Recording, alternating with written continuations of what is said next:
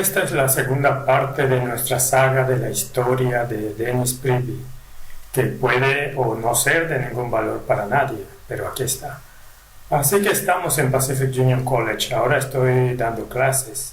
Ahora estoy en una situación en la que nunca había estado antes y tengo que aprender a relacionarme con los estudiantes que están en clases principalmente para un grado y bueno, un poco de información también está bien, pero ¿cómo se interrelaciona un maestro con los estudiantes en un aula? Y una vez más, al igual que cuando era pastor, mis alumnos me estaban enseñando probablemente más sobre cómo enseñar de lo que estaba aprendiendo en términos de mi trasfondo teológico. Así que de nuevo estoy muy agradecido por las oportunidades que tuve de crecer y aprender y encontrar mejores formas de comunicar los mensajes del adventismo. Estábamos encajando en la experiencia del aula y yo estaba pasando un buen rato enseñando y teniendo clases de forma regular, que había decidido bastante bien que aquí es donde quería pasar el resto de mi vida. Fue un gran lugar, Pacific Union College. Es un lugar realmente único para vivir. Me refiero a que está en un entorno tan hermoso y ellos y el fondo, y es tan agradable estar allí todos los días. Oh, hay un poco de lluvia, seguro, pero es un gran lugar en general. Y para crear a mi hijo Matthew allí, pensé que esto era, sí, este es el cielo en la tierra, y vamos a disfrutar el resto de nuestra vida en Pacific Union College. Y entramos en eso yo entré con esa mentalidad, así que allí estábamos y, como dije en mi última presentación, algunas cosas comenzaron a cambiar. El nuevo presidente trajo nuevos maestros al departamento de religión. Algunos de los profesores que tuve realmente respetados encontraron llamados en otros lugares para ser parte de otras organizaciones. Y comenzaba a preguntarme por qué. ¿Qué estaba haciendo este cambio en Pacific Union College que estaba experimentando? Algunos de los nuevos maestros estaban alrededor de mi edad, principios de los 30, y tal vez eso se vio como algo mejor para relacionarse con los jóvenes en la universidad. Así que esto iba bastante bien y luego sucedió algo interesante a lo largo de los años 1976 y 1977. Dos caballeros vinieron de Australia. El nombre de uno era Irwin Gain, un caballero australiano de voz muy suave. Cuando llegué a conocerlo, comencé a respetarlo como un erudito muy preciso en sus entendimientos y presentaciones. Cavaba hasta las raíces de palabras en los idiomas originales griego y hebreo y encontraba cosas allí que probablemente yo no hubiera encontrado por mi cuenta, así que comencé a respetar sus ideas y sus pensamientos y se convirtió en parte de la mezcla allí en Pacific Union College. Y luego, aproximadamente un año después, otro caballero llegó a Pacific Union College con el nombre de Desmond Ford, un maestro muy carismático, un comunicador muy brillante y uno que conocía muy bien el adventismo del séptimo día y había sido el director del programa de teología en Avondale. Por lo que llegó a Pacific Union College y comenzó a enseñar en el aula. Su oficina estaba al lado de la mía, en las oficinas del departamento de religión. Sin embargo, realmente no tuve demasiada interacción con Desmond Ford. Yo era un joven profesor novato de unos 30 años y él era el profesional, era el conocedor, él era el erudito y principalmente escuché, no dije demasiado. Y así, francamente, no tuve demasiadas conversaciones con Desmond Ford en temas teológicos. Simplemente no me sentía capaz de hablar con él en el mismo nivel en el que él estaba.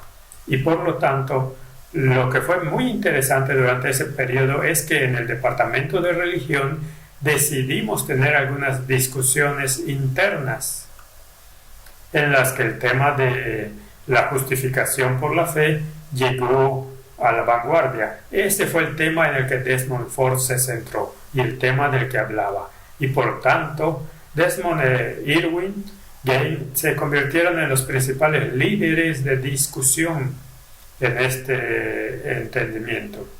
Las discusiones primarias fueron sobre justificación por la fe y santificación, cómo estos dos temas se relacionan entre sí, cómo el Evangelio sería cambiado por una comprensión diferente de estas cosas y por lo tanto esto se convirtió en los puntos principales de esa discusión. Bueno, esto se prolongó durante varios meses, de hecho de forma regular en que Irwin Gaines presentaría sus ideas sobre la justificación por la fe. Desmond Ford presentaba sus ideas sobre la justificación por la fe.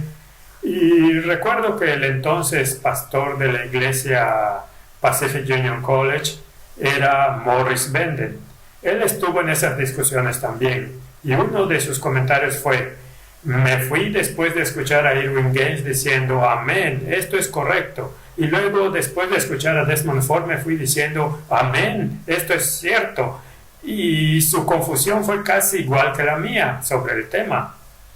Realmente no sabía dónde y realmente no sabía dónde iba a caer en estos temas. Fue después de estas discusiones que el Departamento de Religión le pidió a cada miembro que escribiera sus pensamientos después de haber escuchado horas y horas de debate, y realmente vino a ser un debate, porque estos dos presentadores eran totalmente opuestos en sus puntos de vista sobre cómo funcionaban la salvación y el Evangelio. Por lo que se nos pidió que escribiéramos nuestros pensamientos en cuanto a lo que creíamos acerca de esta presentación que habíamos presenciado durante varios meses. No tomé lápiz ni papel, no escribiría nada, no tenía la confianza para saber qué creer, cuál era la opinión correcta, porque una vez más, estos no eran solo debates académicos sobre minucias, se trataba de cómo la salvación obra. Esto se trata de si los adventistas del séptimo día tienen o no un mensaje diferente o el mismo mensaje que varios grupos evangélicos alrededor del mundo. Y por lo tanto, estos no eran solo problemas menores. ¿Qué íbamos a creer y enseñar en el Pacific Union College?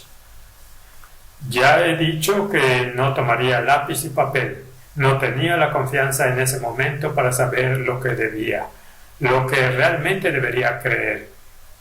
Y por lo tanto, todo lo que realmente estaba haciendo durante estos años 1977 hasta aproximadamente 1979 era escuchar, tratando de descubrir cuál era la verdad, y comencé a ver más y más que fue realmente significativo. Estos no eran problemas menores, no se trataba de una determinada opinión de profecía que podría debatirse. Esto es sobre el corazón de qué es, cómo la salvación obra y cómo yo, como individuo, puedo estar bien con Dios, cómo yo puedo tener el conocimiento de que estoy seguro en Él. Así que esa es la parte interesante de esos años hasta finales de la década de 1970 en la Universidad de Pacific Union, mientras estaba allí. Ahora, solo voy a decir esto sobre Desmond Ford. Llegué a respetarlo mucho como individuo. Nunca lo vi ser otra cosa que no fuera como Cristo y natural en sus relaciones con estudiantes o miembros de la facultad.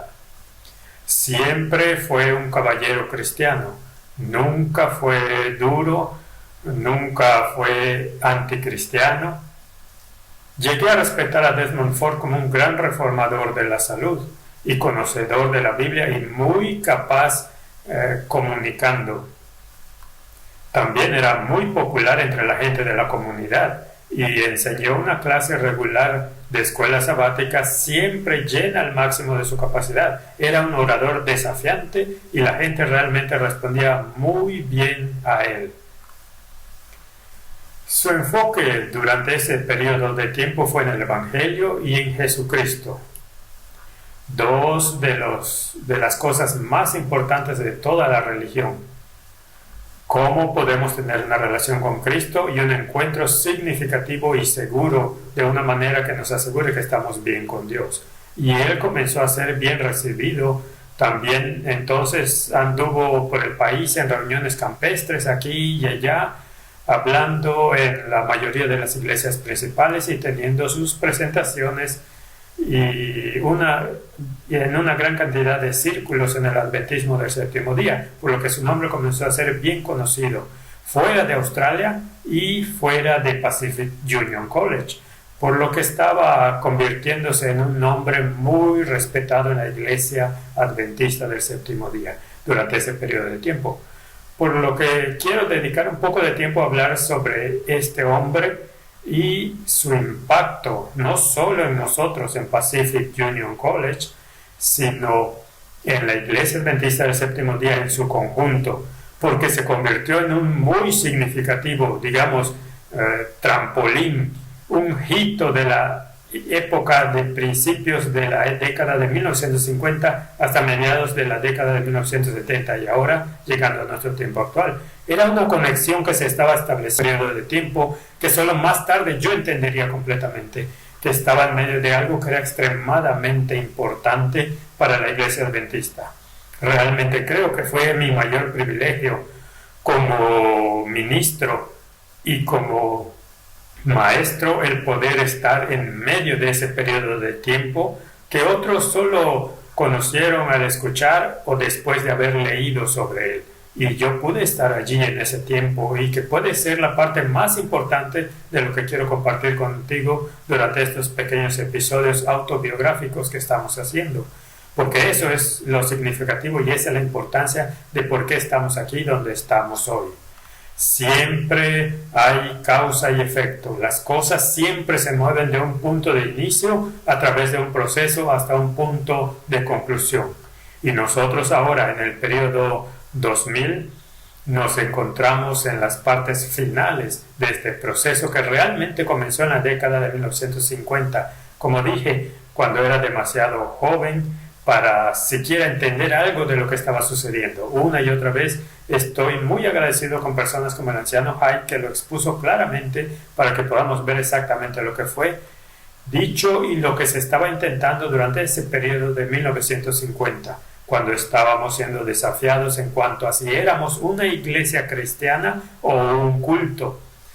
Y de nuevo, siendo muy breve, las preguntas del libro sobre doctrina cambiaron nuestras creencias sobre dos cuestiones principales: la naturaleza de Jesucristo y la naturaleza de la expiación. ¿Fue la expiación completada totalmente en la cruz? ¿Hay una parte de la expiación que continúa después de la cruz? ¿Cuál es la expiación final? Esos grandes problemas en ese momento y al final del proceso, por supuesto en la década de 1950 los líderes evangélicos fueron satisfechos de haber cumplido con sus requisitos, lo que significa que habíamos cambiado algunas de nuestras enseñanzas sobre estos temas y nos recibieron como miembros en buena y regular posición de la comunidad cristiana. Y así pasamos la prueba. Ya no éramos un culto. Y de nuevo, es el trasfondo de ese periodo de tiempo del que no estaba al tanto, solo lo supe más tarde. Y ahora llegamos al punto del periodo en el que tuve la mismísima afortunada experiencia de estar en medio de grandes cambios en la iglesia adventista del séptimo día. Voy a retomar eso en el próximo segmento y hablar exactamente sobre lo que enseñó Desmond Ford y lo que quiso decir. ¿Cuál fue su significado para nosotros hoy y cómo nos relacionamos con eso, incluso hoy?